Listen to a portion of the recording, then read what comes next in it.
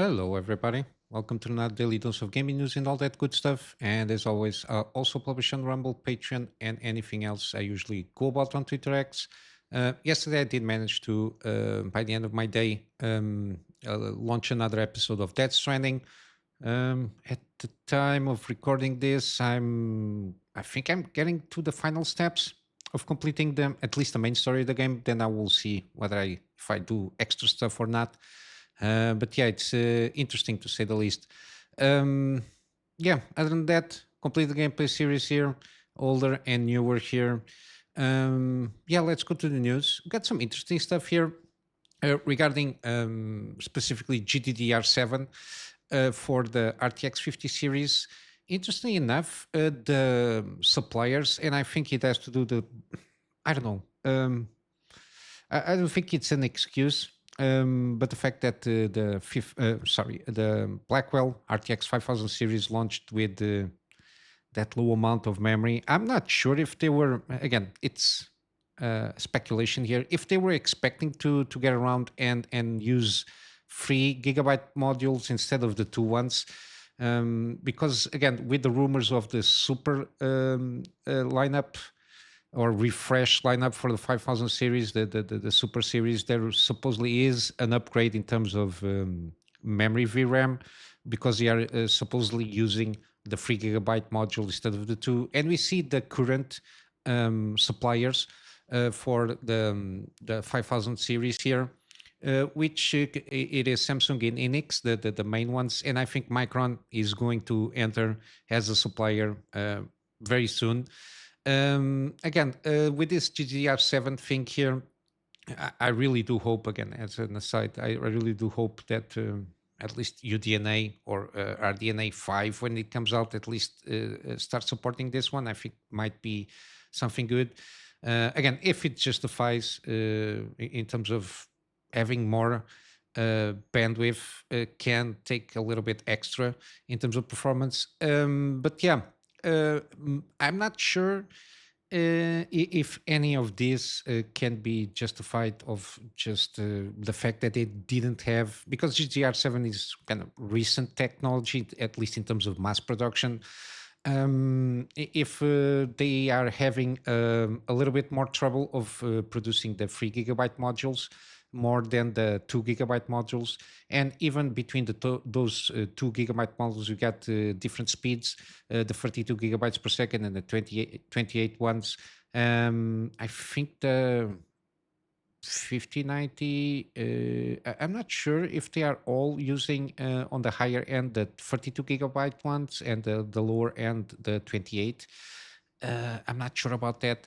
But yeah, again, the fact that only Samsung, at least, at least for the moment being, and I'm assuming that this might be just supplying for NVIDIA. I'm not sure if, again, Enix is a very well-known memory producer. I assume they have the 3 GB modules also, but probably are not supplying at this moment in time for NVIDIA. Again, I'm not sure about the market there, how it is. Micron is also very well known. Samsung, again, a little bit also. I cover here and there their things here. But it's interesting to see that Micron is entering in the game. Again, it might coincide with the fact that the rumors with the Super Series might be correct. Again, if they launch, again, it's not something that I'm going to just save money just to buy a Super Series GPU. Even though I think if you're waiting for something and you don't have any emergency regarding acquiring GPUs, if you can wait, I always recommend to wait. And if you're satisfied with your current GPU, but again, if the rumors are true regarding a Super Series, I think there's going to be, if the rumors are true, I think there's going to be a good uplift in terms of VRAM buffer from the lineups. But yeah, the 5000 series is not a good. It's not a good series in terms of generational uplift in terms of performance. The fact that the 5080 only has half a CUDA cores from the 5090 instead of having less, like 20% or something like that, which is the usual thing there. Again, the subsequent sorry, forgot the word that I want to say. The rest of the lineup is got very cut down. Could of course percentages comparatively with the higher end, in this case the 5090. Again, and I think I don't know what you're trying to do there. I know what they're trying to do there is get more money out of the worst product. But yeah, still the recommendation for the moment being, if you are a sub the $1,000, 5080s you cannot get for less than $1,000. I think still the best. Again, depending on the price, but comparatively with the mid to higher range, is the 9070 XT seems to be the better ones if you can find it. If not at MSRP, at least as roundabouts between $50 to $75 above MSRP. I think it's still a decent buy, even though it's only 16 gigabytes. But again, it plays 4K. You got the FSR4 in some games now. I think over 100 games or so, which is a very good upscaler. At least it's in terms of quality, it's between the DLSS 3 and DLSS 4 from NVIDIA. So it's got a good quality in terms of upscaling.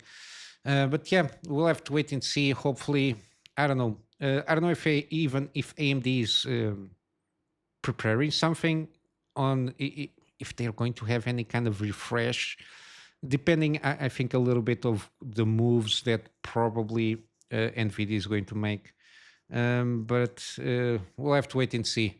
I would like to see some, I know, if they could get, again, if RDNA 4 could have like a refresh and having launching, I don't know, something a little bit above the 9070 XT in terms of performance, a little bit up there.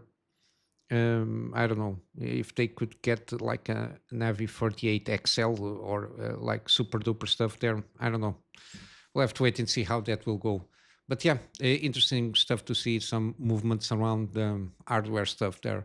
In terms of gaming stuff here, again, I mentioned yesterday I did a little bit of a rambly stuff part there regarding the Xbox Microsoft business strategy, which is at this moment now, I think, quadruple down on Game Pass, which again, I don't think it's a good idea overall, at least in the long term, because at this moment in time, Microsoft is bleeding money, or Xbox is bleeding money to maintain the Xbox Game Pass service as it is, in the sense that it's not profitable. And again, uh, got some defenders here and there, but again, it seems that the fact that for 10 years now, give or take, they say that Game Pass is in a good situation. It's kind of profitable per se. Apparently, that profitability doesn't count the first party studios games that come out of that. Again, when they usually go about the costs associated with Game Pass business is fees paid to third parties, marketing service costs, and by that measure, it's profitable.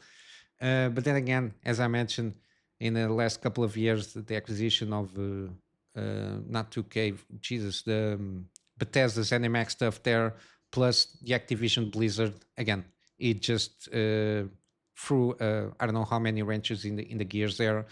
And again, what they don't count is the lost revenue of that first Xbox first party studios are seeing as a result of the service.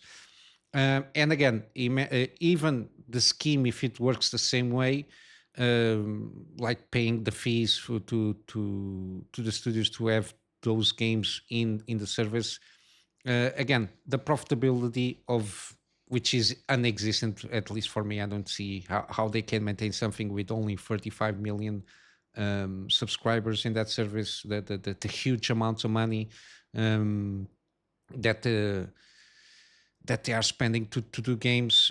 I saw yesterday some charts there in terms of revenue from Game Pass service, which doesn't make a lot of sense. But again, um, there is no really like big clarification about this. I think somebody screwed up in the upper management regarding these claims of profitability regarding Game Pass, and it's not what it seems to me. It seems to me to be true because the math doesn't math. The math here doesn't math specifically to the first party studios again, and even the numbers how they count the fees they pay to the services there. I don't think a lot of it. I think there's something some shenanigans in terms of accounting there because again first party services I will assume they have preferential treatment regarding fees, and that they can amortize there or hide those costs from Game Pass and just announce the third party because it's other companies that not inside of the umbrella of Xbox.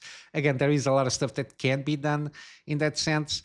But yeah, again, people, I saw some stuff regarding people saying, oh, but when PlayStation closed or shut down a lot of projects there, again, uh, people tend to forget that PlayStation, the way PlayStation does money, it's not counting in just one system. In this case, PlayStation Plus, they are not the main revenue that PlayStation gets. It's not from PlayStation Plus.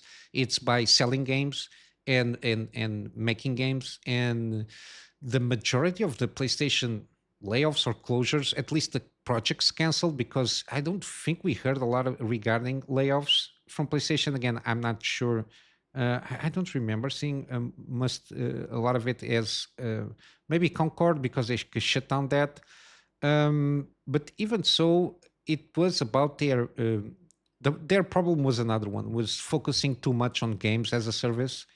And they noticed again being the big flag there, Concord and other games.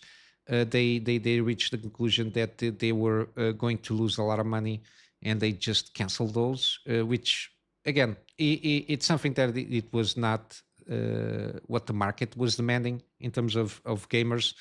It has its own issues there, but the fact that we are focusing here on the fact that again the mentality of these corporations is infinite growth, which is a fallacy by itself because it's something impossible to attain and maintain a healthy business model. um, yeah, this Xbox Game Pass, I think people need to get things a little bit more clarified. Again, I do see the ups of being a subscriber to that service. As a gamer, is an awesome deal. You just pay like a Netflix kind of a business deal. Would you pay like I don't know $20 for the subscription fee? You get access to a huge variety of games. Again, it's a super duper deal, but to maintain a business function in that way with the numbers of subscribers that they have, it's not sustainable medium long term. They will continue to bleed, and it will reach a point. The fact that they were already bleeding money to maintain that Game Pass system on, and the fact that they then last year basically spend another $70 billion just to acquire studios to try and put games on that subscriber service, and they are not seeing the bump in numbers of subscribers to justify that purchases. Again, it was fatally, it was a fatal flaw and something that was meant to be because again, I said yesterday, I think I saw the numbers to be an healthy subscriber service for Game Pass as intended, as having all games from first parties and third parties to be day one there when they launch internationally. I think they had to have at least around 200 million subscribers, give or take, kind of rough numbers there, depending on the math. But it was to be around that, and they are not near that number. Again, 35, at least that's the latest number that I saw. Yeah, this is not going well. As I said, we will continue to see more shutdowns there unless going to see the Game Pass tiers, more tiers probably introduced with more shenanigans introduced there, and the prices ramping up because they need to get that money back, because again, they spend a lot of money on acquisitions and canceling projects. The money is already been it's already been expended. So yeah, it's trying to cut down in more expenses that will lead to their doing, also by the fact that they are kind of banning hardware to a certain extent, just putting a stamp on other people's hardware or other companies. Yeah, I don't know how this will go. Hopefully, they can see the light at the end of the tunnel, per se, in the sense they really need to come up with a strong console next generation. But yeah, the fact that they are doubling down on Game Pass everywhere, so basically they are depending on others people's hardware for them to sell their service there, like a Netflix. It's kind of the same thing. You can have a TV being whatever brand it is, as long as the software or the app is installed there. It what matters to them. In the case of Netflix, basically it's kind of the same mentality there, but for games. But again, people forget that games are consumed in a very different way from movies or series. It's something that is completely different. And again, I don't want to Xbox to fail by any means. I like that these companies do put out excellent games and they maintain themselves competitive between each other, because again, competition breeds better products and better prices for the consumer, because when you have companies fighting each other to get to the same consumer market, again, it's always good for the consumer by the end of the day. But yeah, this thing with Game Pass, people need to start open their eyes. They need more and get more clarification how the business model is run to a certain extent, because there is a lot of mixed messaging in trying to say that Game Pass is profitable, which is not at this current state for sure. That's for sure. If it was, they wouldn't being closing down by the fact that they are quadruple down on Game Pass as a business model for Xbox. If it was a profitable business model, they will not shut down games that supposedly were pretty good, but again, they were developing for a long time now. Again, a lot of stuff here is not being told or being misrepresented of what's happening in the background. But yeah, uh, I hope they come around and come on top. But I don't see that going. Again, a lot of bonuses for the CEOs. Usually, these people just fail upwards, and I don't know. I don't know. On the other side, like a fallback here, we got the Romero games. They got some project cancels regarding the layoffs and cut expenses. But similarly, there were people saying that the studio was shut down. Again, it is not at this moment. They came up with a statement. Basically, the funding for the project that was working on was pulled and the game was canceled. Again, they cannot, due to the confidentiality agreements, they cannot disclose the publisher's identity. Everybody knows, at least it comes from Xbox. Now they are reassessing the entire staffing of the studio. The studio, they are not closed. They are doing everything in their power to avoid that situation.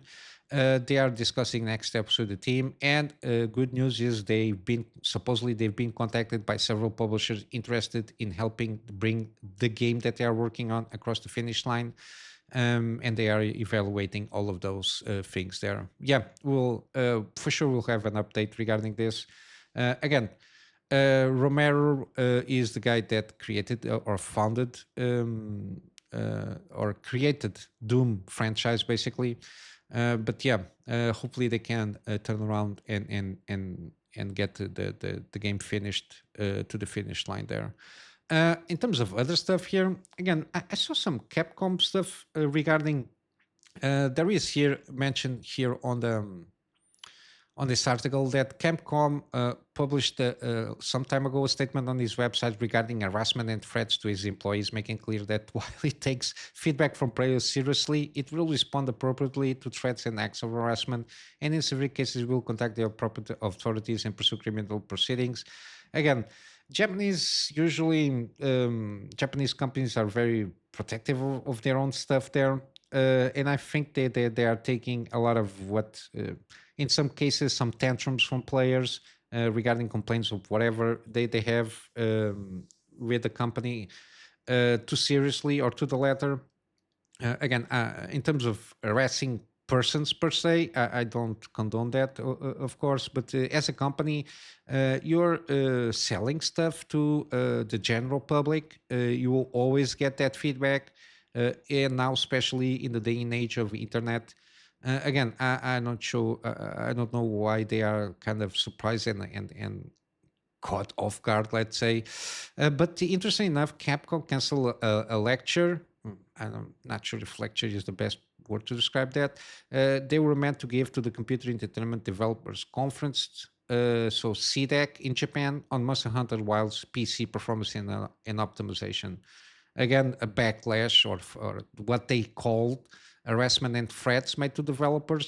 Again, if you go out of your way to check who's working on who and threaten them, again, first of all, it's not the best way to deal with the situation, given that it doesn't justify. Even if Monster Hunter Wilds, the PC performance optimization is a shit show at this moment, still, after all the title updates that they did. Again, they justified that of canceling that thing, lecture, because of that to a certain degree. But even there is no official reason for the cancellation of this event from their part there, which is interesting. The lecture itself was making Monster Hunter Wilds run smoothly, everything you need to know about optimization. Again, given the title of this lecture, I think they were attending the lecture itself, not making the lecture, because the game itself is not running smoothly. And I think they should learn a little bit more about optimization. Again, I think one of the big things, it's not 100% fault of the studio there regarding the fact that the game doesn't run that smoothly to begin with, and I think it's going to be a technical challenge. Or To the Moon engine, the Resident Evil engine, I think it was, when it was built for games like Resident Evil 7 or Resident Evil Village. It was not made from the ground up to deal with open world games. We got the first indication of that with Dragon's Dogma 2. Again, poor performance, a lot of issues there. We saw, even after a lot of Resident Evil games that are more linear in a sense, they can handle pretty well. They are very well optimized and perform very well. Again, um, and that doesn't justify the fact that the game is not well optimized. But we saw basically kind of the same issues that we saw with Dragon's Dogma 2, the same ones in Monster Hunter Wilds. The fact that it is a very big open world game. I don't know, a lot of NPCs, routines, and all of that jazz. The fact that there seems to be, in the specific case of Monster Hunter Wild, some texture streaming thing happening there. Plus, I think they didn't optimize very well um, the cache stuff regarding what they do here. The shader compilation stuff there. Sorry, block my brain freeze there a little bit. But yeah, the fact that they didn't focus that, and the fact that usually after these issues were detected in the general gamer population, the way of circumvent or fix this was a little bit troublesome, that at least from the studio, which didn't help to try and mitigate the situation properly. Again, um, I think they're a little bit. Again, I think the fact that they're trying to hide behind, to a certain degree, to harassment and threats. Again, you're always going to get harassed on the internet, and if you take it to the letter and too seriously, again, as a company, as an entity of a company, that's why you usually have marketing people and people to deal with, got the PR stuff there.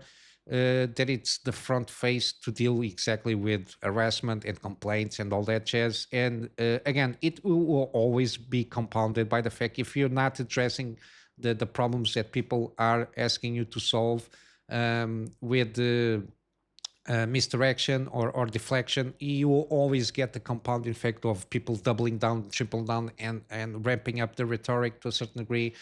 I'm not justifying that rhetoric, but it's something that it's always bound to happen. If you are Capcom or whatever company that you are, if you're not addressing the issues that people are complaining and pay the product to play, and they are not able to use the product as intended, again, um, I just hope it's basically one of the reasons that I just stopped to a certain degree trying to even.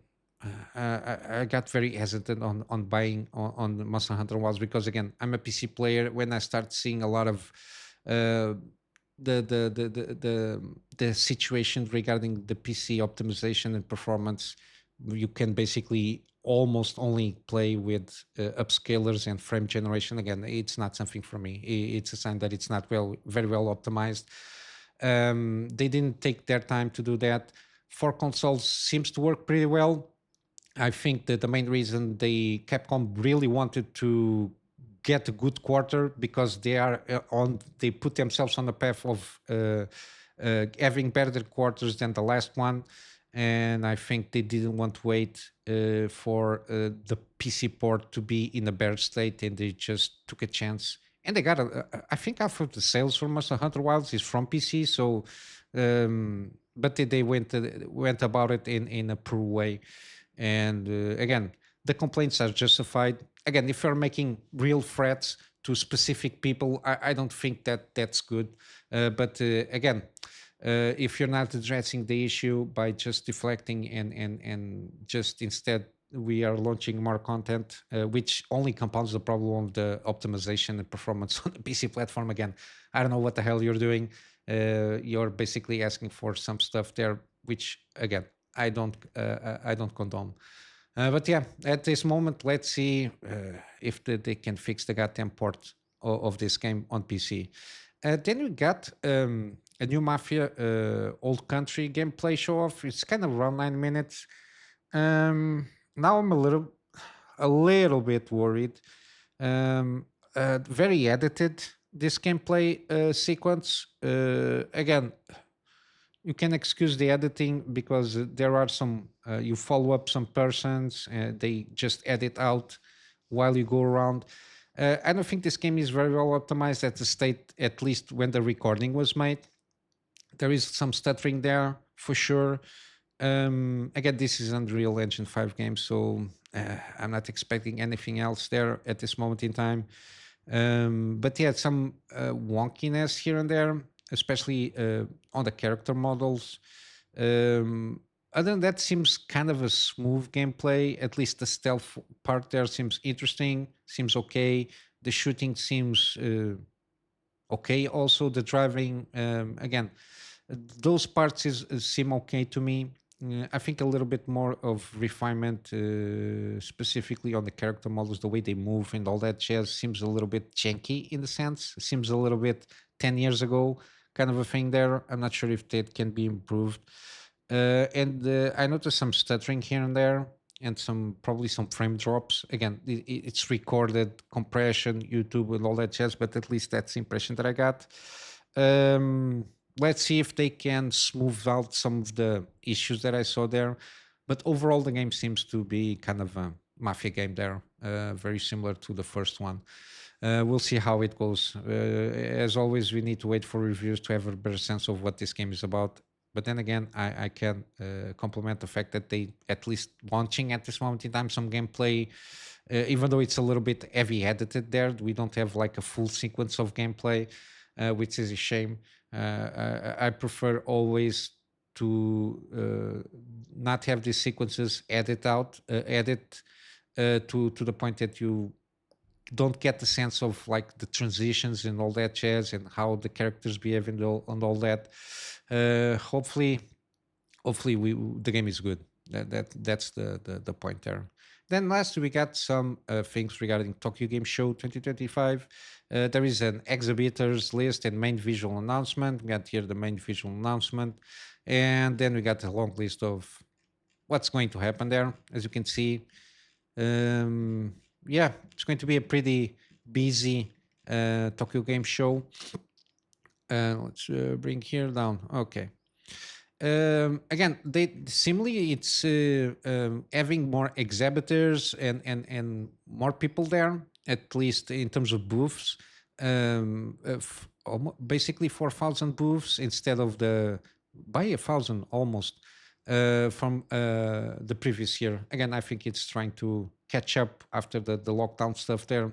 People will start year after year, see if the things catch up to invest in this kind of game shows there. Hopefully, you can get good news. Again, more gameplay for upcoming games. It's always good. Given that it's Tokyo Game Show, probably we'll have more stuff regarding Resident Evil and the Onimusha game, which I'm very interested about.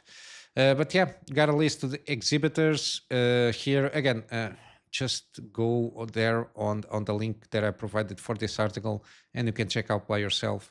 But yeah, this is what I got for news for today.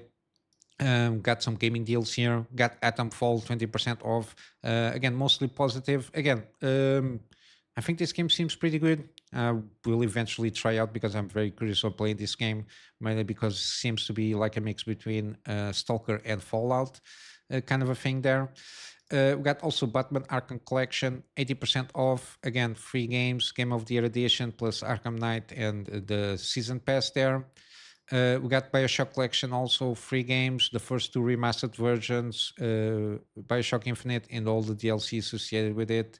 We got Children Morta, 85% off. If you like this kind of games, I think this seems to be a pretty good one. We got Cuphead, again, very positive feedback from everybody, 40% off at this moment in time. We got Dead Space Remake. Again, I can recommend this game at this price point. It's a very good price here.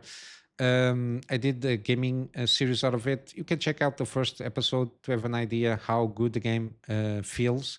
Again, the only complaint that I have is the loading assets on the background when you start approaching or open the door, that you kind of know that it's going to load the level. You might have some stuttering or even like some frame drops there, but it's kind of gets resolved in half a second or 1 second in the most egregious parts there. Other than that, it's very smooth. The gameplay is pretty solid. I did enjoy this series. You got also Dredge, 50% off on the base game and also on the digital deluxe edition. We got Journey.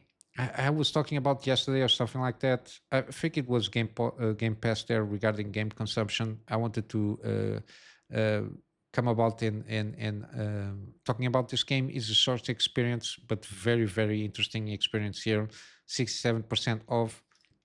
Got Midnight Suns. Again, I can recommend fully at this price point. I did claim this game for free on Epic Game Store at the time, and I did made a series out of it. Again, if you like kind of XCOM kind of a games with the twist on being more focused on deck building, I do recommend this game. The only complaint that I always forget to talk about this is the final battle. There's some performance issues on the last battle that I had on when I recorded the series. I had to use upscaling, if not mistaken, or to trickle down a little bit the graphic settings. I don't know if it was the assets, a lot of stuff there, but other than that, I really did enjoy this very addicting game here. Then we got Metaphor with Fantasio, 40% off. We got also No Man's Sky, 60% off. Again, 20 plus content releases, like full blown expansion kind of a thing, and game changing things there that were already launched since the launch of this game. We got Pacific Drive, 50% off. I really want to screw around with this game and see what kind of shenanigans will ensue. We got also Spiritfarer Feral Edition. I did play the demo here of this game. I really did enjoy what I played. I'm very interested about this game, and one of these days trying to grab this and try it out, making a series out of it. Again, 90% off at this moment in time. And lastly, we got the Thaumaturge, kind of isometric detective game, like fantasy kind of a thing there. I think that this game tried to focus more on the detective side of things instead of the combat, but the combat seems solid enough to be engaged with. At least that's the perception that I got. And at this moment is 45% off. But yeah, I'm going to wrap up here for today with a plug on my Patreon as usual for extra support. Again, the extra support is more in line for me to get around and get a better storage solution at this moment. But yeah, other than that, hope you have a wonderful day. And I'll see you in the next one. So until then, Kunami Master out.